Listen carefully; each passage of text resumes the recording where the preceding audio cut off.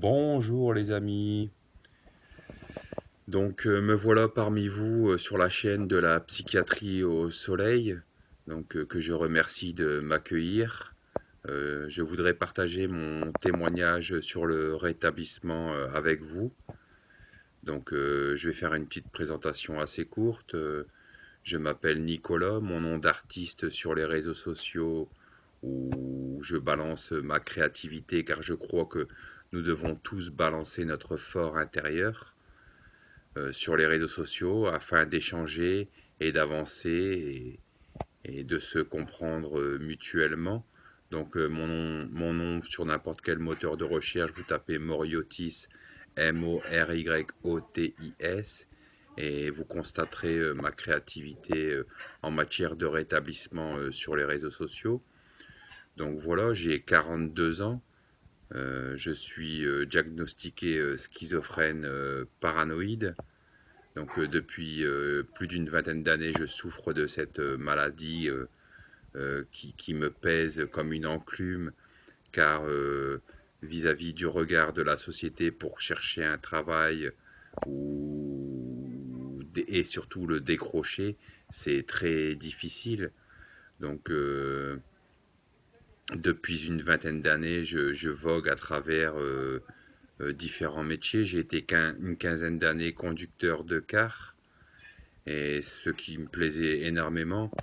Mais suite à ma dernière grosse bouffée délirante faite en 2013, où j'ai été de nouveau interné, où j'ai subi pas mal de contention et d'isolement, j'ai dû arrêter ce métier malgré qu'il me tenait à cœur. C'est pour ça qu'au jour d'aujourd'hui, j'en profite d'ailleurs par ce témoignage du rétablissement pour lancer un appel, car toute forme de partenariat dans la santé mentale m'intéresserait pour avancer dans mes différents projets.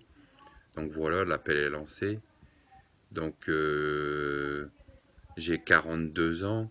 Donc depuis une vingtaine d'années, je réfléchis promptement à tout ce qui m'est arrivé, enfin parce que il m'en est arrivé des vertes et des pas mûres, comme j'ai envie de dire, et donc c'est jamais évident de se faire comprendre, car nous sommes face à l'indicible, à quelque chose c'est même pas qu'il ne peut pas être dit, c'est que nous n'avons pas le vocabulaire adéquat pour expliquer l'ensemble de ce qui pourrait être prétendu comme pathologique.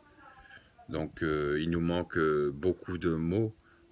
J'attends avec impatience la progression du vocabulaire pour expliquer cet indicible, cette cette perte de la réalité qui nous assomme constamment par nos problèmes de cognition, bien souvent, car tout se passe à l'intérieur de nous.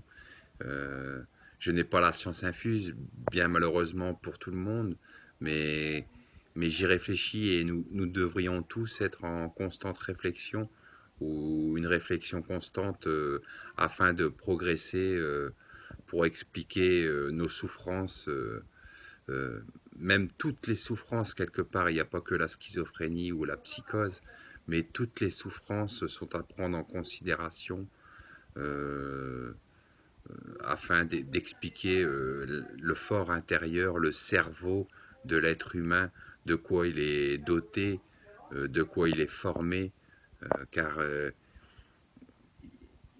c'est énorme, je pense, ce qu'il y a en nous. Je pense que c'est une vérité un peu voilée, un peu cachée, car je crois, je ne fais partie d'aucun courant philosophique préconçu, je suis juste un chercheur individuel parmi la multitude, mais je me pose plein de questions et parfois je trouve quelques brides de réponses, surtout intérieurement, mais pour les expliquer extérieurement, c'est très difficile. C'est pour ça que je m'affiche beaucoup sur les réseaux sociaux, car c'est une sorte de psychanalyse pour moi.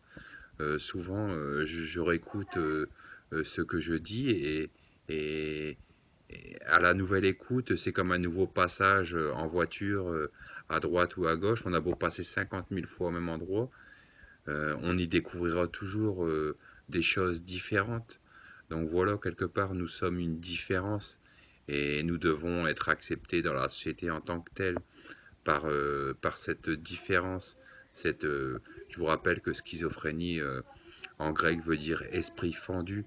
Donc nous devons être acceptés par cette différence de notre esprit qui est fendu. Mais n'y voyez pas de négativité dans l'esprit fendu, c'est en toute objectivité. Moi j'imagine ça quelque part comme un œuf dans la tête qui a été cassé en deux, la forme d'un œuf qui aurait été cassé en deux, et de là euh, sort, euh, sort un jeune, sort un jaune d'œuf, et qui formera plus tard un poussin, etc.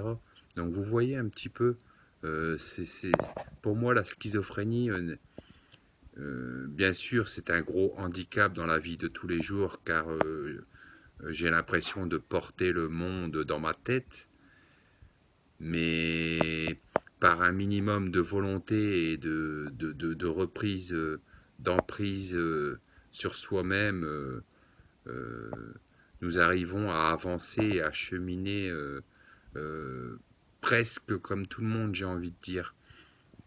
Au jour d'aujourd'hui, j'ai par exemple une femme et trois merveilleux enfants, j'ai une famille, j'ai j'ai réussi quelque chose, je pense. Je suis en accession à la propriété, donc quelque part, une personne sans pathologie, enfin dite comme ça, cherche à être exactement pareil, rentrer dans le moule de notre société. Donc quelque part, je m'efforce, je me bagarre toujours pour rentrer dans le moule de la société.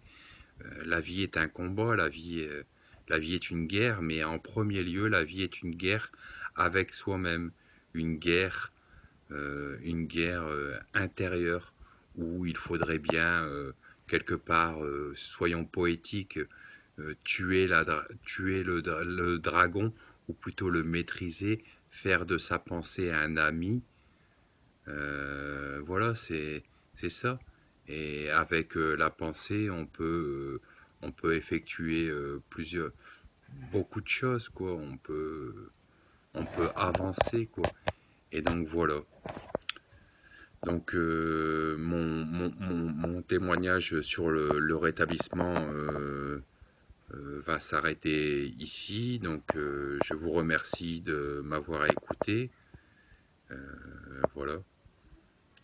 On se retrouve peut-être sur les réseaux sociaux. Qui sait, n'hésitez pas à me contacter pour tout type de partenariat. Je serai prêt à être disponible, car j'adore être disponible. Voilà, peut-être c'est une de mes qualités.